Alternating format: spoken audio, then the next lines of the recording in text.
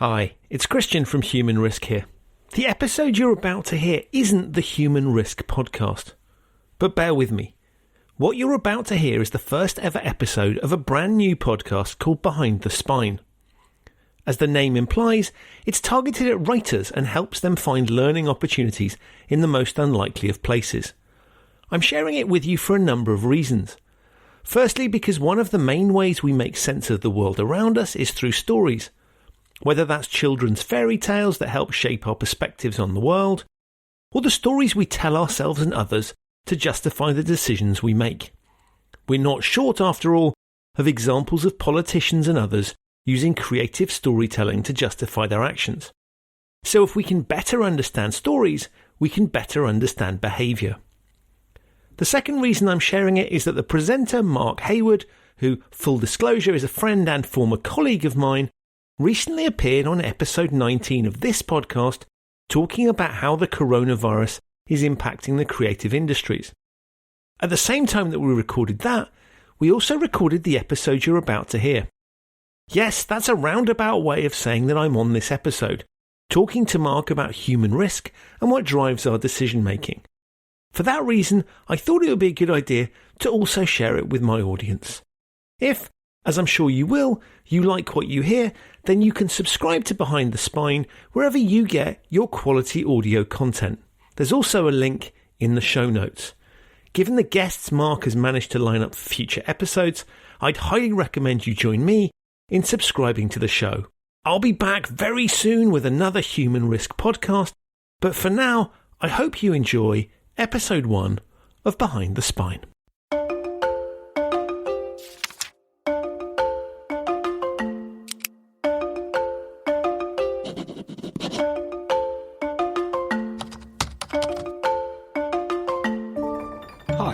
I'm Mark Heywood, and this is Behind the Spine, a podcast which deconstructs genre and narrative and finds learning opportunities for writers in the most unlikely of places.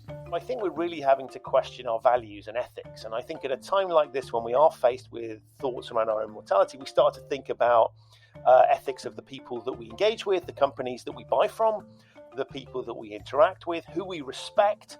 There's a little bit of a return to what my dad would call old-fashioned values. Dystopian futures, post-apocalyptic scenes, pandemics. From Richard Matheson's I Am Legend to Steven Soderbergh's Contagion, our love for a world without order is evident. But actually living in a world where order has begun to fall apart? Well, amid the coronavirus outbreak, it looks like we're really struggling to come to terms with it all. So how does the reality of our reaction to such an earth-shattering pandemic differ from fiction? And what can we as writers learn for future novels, films and television shows from the way in which everything is actually playing out? Setting the scene and diving into this topic with me today is Christian Hunt, a keen student of human risk and behavioural science. Chapter 1. Why are we all behaving the way we are? Given the current circumstances, Christian and I are recording today's show remotely. Always want to look for a silver lining, this lockdown is providing writers the perfect moment to begin putting pen to paper, or fingers to keyboard. But before we get straight into the potential for learning here, I want to find out exactly why people are going to such extremes, from stockpiling and panic buying, to ignoring government advice to stay indoors. Let's start with a basic thing that we all know, which is none of us likes being told what to do. And you can go back to childhood, and any of your listeners that have kids will recognise this dynamic immediately, right? So if you want your kids to wear a coat, if you say to them, you've got to wear your coat, that naturally creates a rebellious instinct in them. So there is a way that you can alleviate that, which I think reveals quite a lot about the human psyche, which is if, rather than saying you must wear your coat, if you say it's obviously cold outside, so you're going to want to wear a coat, which coat would you like to wear? You will find them magically far more compliant than if you tell them to wear a coat. And the strange thing is, even if they were intending to wear a coat anyway, being told what to do doesn't sit nicely with us. So we have to give people a sense of agency and control. And I think one of the challenges, and we've all been in situations where somebody has been telling us to do something we don't like or don't agree with, we just rebel against it. And the reason that we rebel against that is that we like to have control in our environment. We are programmed to try and understand, to control, and to know what's going on. So the moment somebody interferes with that and we have a sense of losing our own ability to control our destiny, we push back against it. So a huge amount of what we're seeing at the moment is people just going, screw you, I'm not going to be told what to do. Combined with that, I think, is the fact that clearly a lot of these activities are social activities, right? I mean, you can go and sit in a pub on your own. But in these particular, there would be no point in going to sit in the pub on your own if you could sit at home on your own. So people are going to meet other people. There is something called social proof that we're social animals, and we take comfort from doing what other people do. So if you see lots of other people doing it, or lots of people inviting you along to something, it kind of feels okay. Explanation for that is evolutionary, because in the old days when you were being chased by animals across the savannah, it made sense to do what other people did, because if you were the outlier, you would be literally taken out by whatever it was that was there. So it made a lot of sense to just copy what other people do. And we do that quite a lot in terms of, that's why restaurants have seat people near the window so that it looks like it's full. Nightclubs build artificial queues outside them so that people can have a sense of, well, there's a lot of people queuing, it must be worth doing. So we copy what other people do. So if you just combine those two things, you've got authority figures telling you not to do something, which encourages you to do the opposite in many cases. You've got a load of other people doing it, so it's not weird to do it. And then the final piece, I think, is that you look at it and say, look, if it really were that bad, they would have banned it, because the government's very good at banning all sorts of other things. So if you look at the controls around cigarettes, around alcohol, we're constantly having things prohibited that we might wish to do. And so there is a very simple thing, is we are conditioned to just, being told what to do in certain instances. So when we're not having it physically stopped, we kind of think it's okay. What harm could it possibly do? If it was really that serious, they would have banned it. So there's these sorts of dynamics that are at play, and a whole host of other ones that basically tells you controlling and influencing human behavior is not simply a case of telling people to do something. You've got to think more broadly and understand the drivers behind it. So, I mean, that sounds very much like herd instincts. As social creatures, we seek either validation or support or comfort or indeed reinforcement from those around us. If we see people doing the same things that we are, that gives us comfort. If we see things different to what we're doing, we might start to question stuff. Do you think we are preconditioned as human beings to seek that kind of validation from what we see in the world? Yeah, definitely. I think, look, it comes. I always like pinning things back to evolution. I mean, there's this challenge around this, but it sort of makes conceptual sense. It's easy to understand. And, we operated in tribes. We used to support each other so that you knew if you were a lone wolf on your own, the likelihood of you surviving is much less than if you're in a group of people that can help protect you, that can feed you, look after you when you're ill, and vice versa. So these basic concepts play into sort of survivalist instinct. And I think, when we don't know what to do, we turn to other people. So good example, you go to a foreign city. If you don't know which restaurants to go to, there's a nice kind of shortcut there, what we call a heuristic, which is, well, I'll have a look and see where the locals eat. And the benefit of going where the locals eat is you'll get an authentic experience. You're unlikely to be ripped off. You're unlikely to be poisoned. And it's a better call than going somewhere that possibly, is attracting tourists, where the prices might be higher, where the food quality is not as, but it's less authentic. So there's good reasons that we use those pieces. And therefore, if you have a choice between a restaurant that is empty and a restaurant that is full, weirdly, even if it takes you longer to get into the rest, you'll kind of take comfort from the fact lots of people eating here, must be okay. No one eating here, something a bit weird with the place that no one's going to. And so we rely on each other to fill in the gaps when we don't necessarily know ourselves. So we're heavily dependent on our own experience. And that drives a lot of our decision making. But we will copy other people because, frankly, that's a pretty safe bet. They probably know something we don't, goes the theory. And so we'll kind of borrow their expertise and knowledge if we don't have it ourselves. Now, that's brilliant when we're copying people that are doing the right thing and being sensible. It can also play out when we copy bad people. And we know what happens when you get in with the wrong crowd and you are influenced to do things that you wouldn't normally do. So I think we're hugely reactive to what we see other people doing, for good and for bad. And we rely on that in the absence of our own personalized experience. And we will even challenge our own personal experience. If we see lots of other people doing things that we're not, we'll at least ask the question, well, why aren't we copying? And is that why we're all stockpiling toilet roll at the moment? Is it the same science that drives that kind of behavior? Yeah, so I think there's several factors at play here, and this won't be the complete list. The first one on the toilet rolls is people want to feel like they're in control of the situation. So this pandemic is here. I need to do something. What can I do? Well, the answer is, going to the toilet feels like something that is potentially unpleasant, and therefore buying toilet roll feels like a sensible purchase. There's no, you don't want to run out of it. The second thing is that we're noticing other people doing it. So the media are reporting this, they're talking about it. So that feeds more of the frenzy because everybody else is buying it. There's scarcity in toilet rolls. And why don't I copy everyone else at the same time? Chapter 2. Developing minor characters. During this pandemic, you'll have seen a major shift in perspectives in terms of how we view minor characters. In fiction, the storylines and personalities of minor characters need to be fully developed, rich and thorough, because the reader or the audience will know immediately if they've only been created to serve the main plotline or another character's dramatic arc. What we're seeing now, in real life, is people who we'd usually consider minor characters coming to the fore as frontline heroes, whether that's medical staff, delivery drivers, or even supermarket checkout assistants. We're redefining what it means to be an essential worker.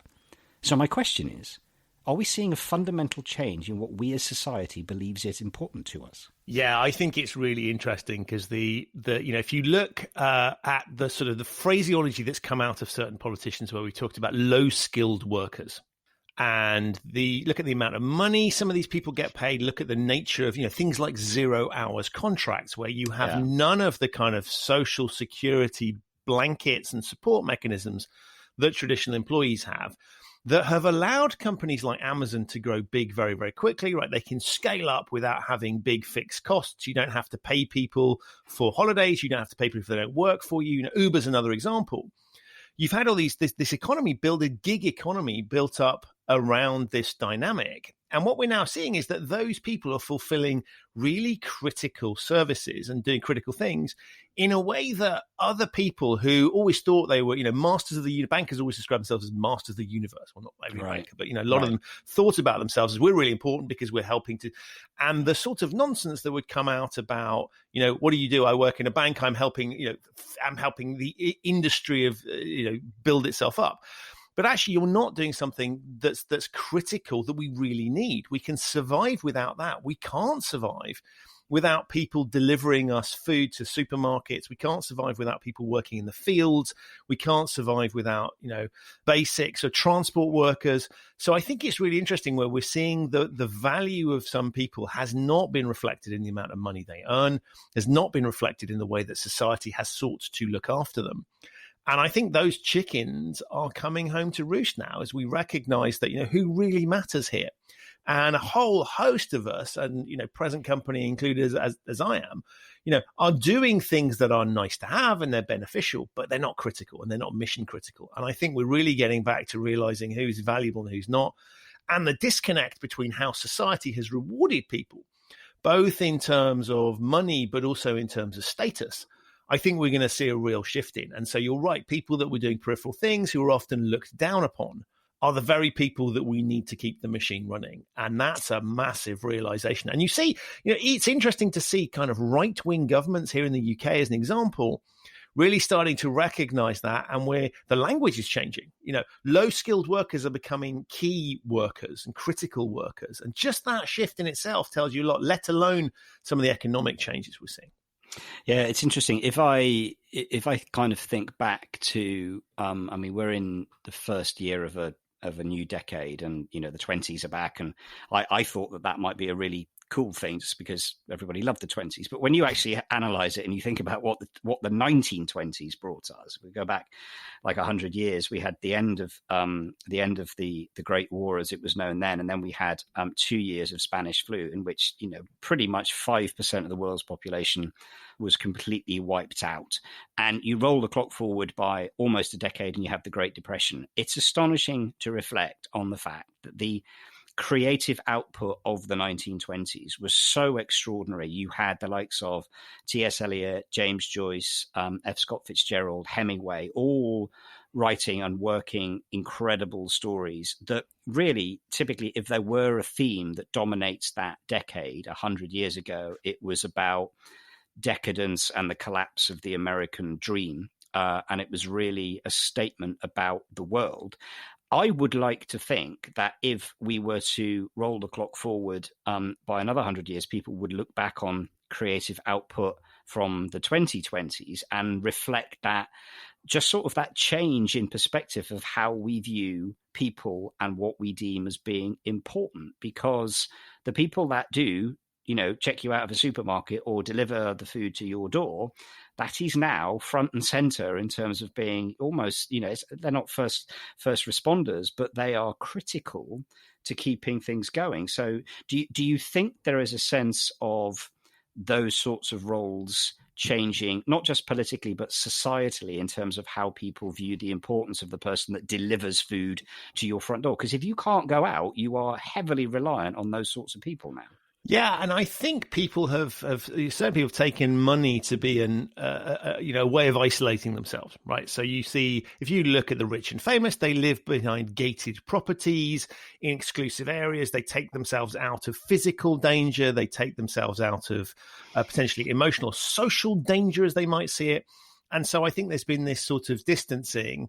And I think it's fascinating when everybody is starting to realize how dependent we are on these people. And I think that is going to shift around respect for what jobs people do and the roles that they play in society. I think people are waking up and realizing. And one of the challenges, I think, of the digital world, but also of the things like just-in-time distribution networks, is we don't see the frailties that are behind the system. We kind of see, what's delivered to us is we go to a supermarket and there's food available.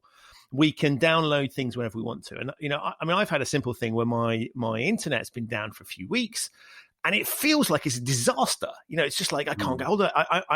I'm a nervous wreck when I can't get my digital fix. Now, some of that's because it's relevant to business, but some of it's just I'm so used to that, and I'm used to be able to getting the news, and I'm used to be able to getting entertainment, and I'm used to be able to go shopping that way. And to take that away from me, feels quite alien. And I think a lot of the thing is we don't realize quite how fragile some of the underlying beasts of society are, and we've pushed it to the max. And some of the sort of political themes around austerity and these dynamics have hidden, a lot of challenges. And we're now seeing, I think, the result of some misguided thinking by politicians, by individuals. And I'm not just criticizing other people. I haven't really thought about it before.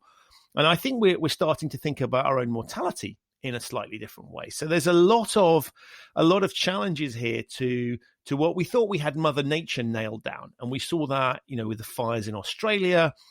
This is an even starker example that's not happening.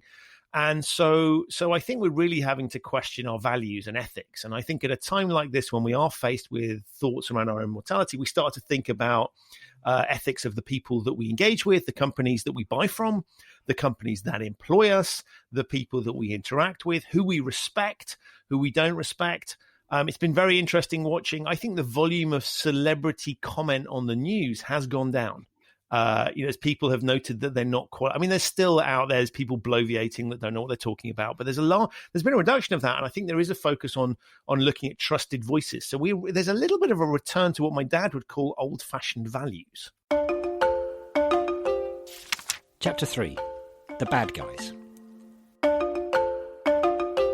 Despite all the panic buying and stockpiling, we are seeing many, many positive stories. People battling through adversity, thousands volunteering to help our medical staff, and people bringing care packages to elderly neighbours. But as with any story, there are bad guys, profiteering from the chaos. What can we, as writers, learn about the archetypal bad guy or villain in all of this? Will society judge those profiteering from this situation harshly? Will we remember long into the future how certain people behave during this time? Two thoughts on it. On the one hand, we have a tremendous capacity to forget stuff. Right. And if you take a sort of simple example that people, I hope not too many of your listeners have been involved with, but if you've been involved in a traffic accident or you've had a medical emergency of sorts, you will be much more wary and much more cautious after that point. So you'll drive a bit more carefully if you were involved in an accident or you've seen one. If you've had a medical scare, you might eat more healthily, do more exercise. But the evidence that we have from that is that it does erode over time. And that many people go back to their old ways and go back to former habits in a way that suggests we don't learn those particular lessons. This, on the other hand, is so massive that I would like to think that we would. And I think there's a lot more in the way of ways of memorializing behavior that we didn't have before. So previously it would have been my memory. Now I've got social media, I've got video. There's a whole host of things there that will help build the collective memory. And I genuinely think, I'm looking at businesses very differently. I've had certain suppliers of mine that are just being fantastic and bending over backwards and being incredibly, just doing the right thing. And you can see other people who are just being, this is an opportunity to make more money. And there was a really interesting piece that I saw yesterday, which was a recording of a Wall Street analyst who was asking a pharmaceutical company whether the virus represented an opportunity to put prices up. And the CEO responded in the way that you would like them to respond, which is, we don't see it like that. We see this as an opportunity to do the right thing, do good things, and help society. And what I thought was really horrific was the fact the question was asked. And it tells you something about the mindset of Wall, and it's not just a Wall Street criticism, but I'll pick on them for fun. But it shows you the fact the question was phrased in that way demonstrates they weren't even thinking in those terms. And of course, there's a legitimate way to ask the question. You could say, are you thinking about increasing your prices? Would be a neutral way of asking it rather than pushing it as an agenda. It was a very leading question. And I think there's some interesting things there that demonstrate that some people still don't get it. And it probably won't surprise many of your listeners that banks are up there with some of the worst people. Some of the banks are behaving appalling this time, but some of them are behaving fantastically well. And I would like to think that there will be an interesting sort of social pressure in the same way that you saw after the Second World War, where people that had collaborated with the enemy and done bad things, there was a longer term memory there. So I'd like to believe that because of the collective memory that we have, because of the way this stuff is being communicated at the moment, that these things will turn out right. But as we know, we can dream a sort of fantasy scenario that we'd like. The reality is going to be much more complicated. And there are going to be people that get away with it. And there are going to be people that are held to account at the end of it. It's fascinating. I have just one final question or topic I'd like to touch on.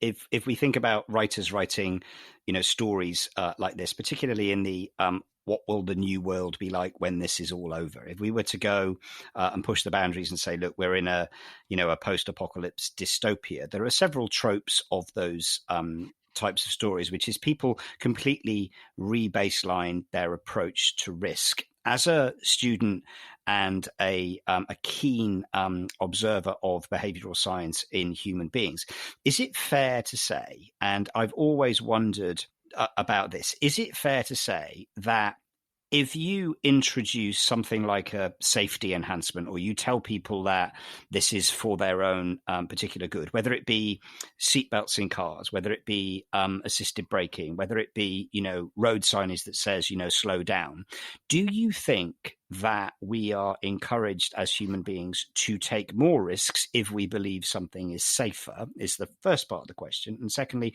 if you then remove any notion of how risky it is and let people self-regulate, is it likely that they will actually switch on and go, wait a minute, I'm just going to kind of reassess here. I'm going to sort of work out whether things are as risky as they say. Does any of that make sense? First of all, yeah. There's and unfortunately, there's not a helpful single answer to this question. But let's start with the sort of people take more risk when it feels safer. There is no question about that. And so there's something called the helmet paradox, which comes from cycling. And they've done various experiments. So force cyclists to wear helmets, people take greater risk because it gives them a sense of comfort. Sure. Every time there is a safety enhancement to vehicles, seatbelts being an example, airbags being another, ABS being another, if that is trumpeted, people start to think, oh, well, they've made this activity safer, so I can compensate by taking more risk as a result. So that absolutely happens, and it's something we really have to watch because, again, we know this from childhood, right? It's sort of the world feels safe because you don't know any better. And so one of the things that you see parents being told is let your kid fall off their bicycle so they know what it's like, so they know where the limits are. Right. Because if you constantly catch them, there's going to be a time where you're not there to catch them, and they're not going to know that can happen. And so that points to the second piece that you were talking about, which is sort of to say, if we force people to think for themselves, does that mean automatically that they're more careful? In some cases that does. And there are things that have been introduced that allow people a sense of freedom. And you see, remove some traffic is a great example, remove some of the kind of signage and road markings. And there are examples of roads where people go a little bit more slowly because they can't see. You've made it feel, they have to think for themselves. and therefore they are making risk assessments based on not what they've been told by someone else to think, i.e. a speed limit they've been told by someone else to follow or a part of the road to drive on, but actually they have to work it out for themselves. And that does in some instances make people more cautious. So that's a good thing.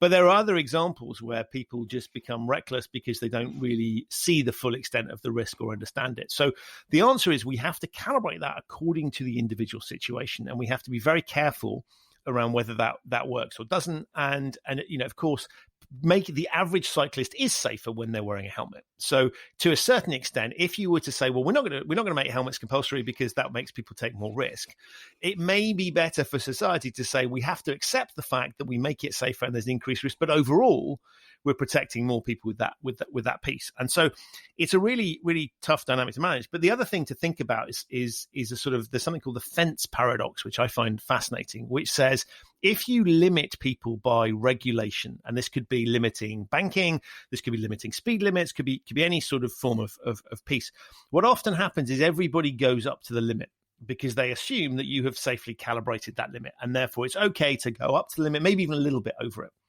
And what happens is if that limit's been set wrongly, think about it as a fence on the edge of a cliff. If that fence isn't strong enough and everybody is pushing up against the fence, the whole lot goes over the cliff because everybody is acting up into that rule. So the answer to this thing is we need to have a series of measures. Sometimes we need to let people have a sense of the risk they're taking. Sometimes we want to keep them well away from it. And, sometimes we need to do a hybrid piece, all of which points towards human behavior is really difficult to control, and we need to understand the underlying motivation. And you don't get that answer by asking people because often they don't know why they do things. So answer is yes, but it's really complicated and we need to think carefully. I wonder if that's one of the reasons why dystopian fiction is so popular and such an attraction for both audiences and writers. If you take people with fundamentally different belief systems and put them into a situation in which laws as we knew them are no longer applicable and we have to find our own way in the world, those belief systems will butt against each other and there'll be conflict. And where there's conflict, there's drama and story. I wonder whether it's as simple as that.